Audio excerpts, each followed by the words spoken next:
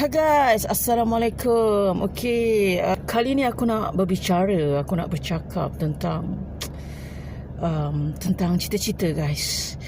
Yalah, setiap orang dia ada cita-cita, dia ada keinginan, dia ada kehendak kan.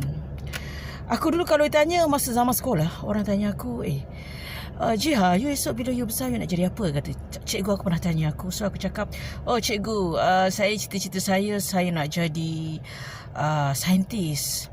Oh cikgu, cita-cita saya nak jadi pakar matematik. Saya nak jadi engineer, nak jadi bla bla bla bla bla bla bla bla bla bla. But by the way, bila aku dah besar kan, aku dah habis graduate. Aku graduate dalam bidang sains kognitif, sains minda di Unimas. Aku bekerja bermacam-macam kerja guys, tapi bukan bidang yang aku belajar tau. Actually apa yang aku kerja tu adalah di luar bidang aku. Aku pernah bekerja sebagai sales girl.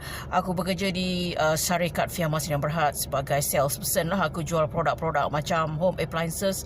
Aku jual barang-barang macam jual aircon, aku jual mesin basuh, dan aku jual jual blender, jual dapur, jual peti ais, dan macam barang-barang yang berkaitan dengan barang-barang elektrik lah kan. Tapi bagi aku seronok juga kerja macam tu kan. Kita tidak tertekan. Maksudnya kita bercakap dan ujung bulan kita dapat komisen, dapat gaji. Senangnya lah kerja. Cumanya aku bekerja dalam bidang sales tu tak lama lah. Lebih kurang dalam 5 tahun macam tu aku bekerja kan.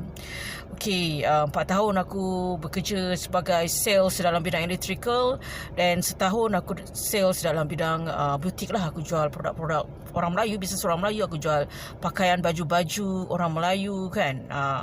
Lepas tu aku pun resign. Aku jump ke another job pula lah. Bahagian pemakanan. Aku bahagian counter lah di sebuah zoo di Seri Kembangan. Kat situ pun lama juga guys, lebih kurang 3 tahun. Dan bila aku dah kahwin bulan 11 2014, so nak tak nak aku terpaksa balik ke kampung. Kebetulan suami aku sekampung, so aku bekerja lah dalam sektor perkilangan sehinggalah ke hari ini guys.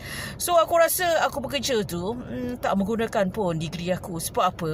Sebelum aku bekerja dalam bidang-bidang yang sales ni ataupun bidang industri ni, perindustrian, aku dah banyak kali tau cari kerja dalam bidang perguruan. Aku dah try untuk jadi cikgu. Aku apply sana, apply sini, apply KPLI dah 3 kali tak dapat, apply cikgu pun tak dapat. So kesimpulannya, apa-apa pun yang korang dapat kan, korang bersyukurlah. Mungkin korang tak suka, tapi itulah yang terbaik untuk korang. Dan Allah dah aturkan pun perjalanan hidup kita. Walaupun kita tak suka dengan takdir itu, tetapi apa yang Allah takdirkan untuk kita itu adalah yang terbaik untuk kita sebenarnya. Okey, bye-bye.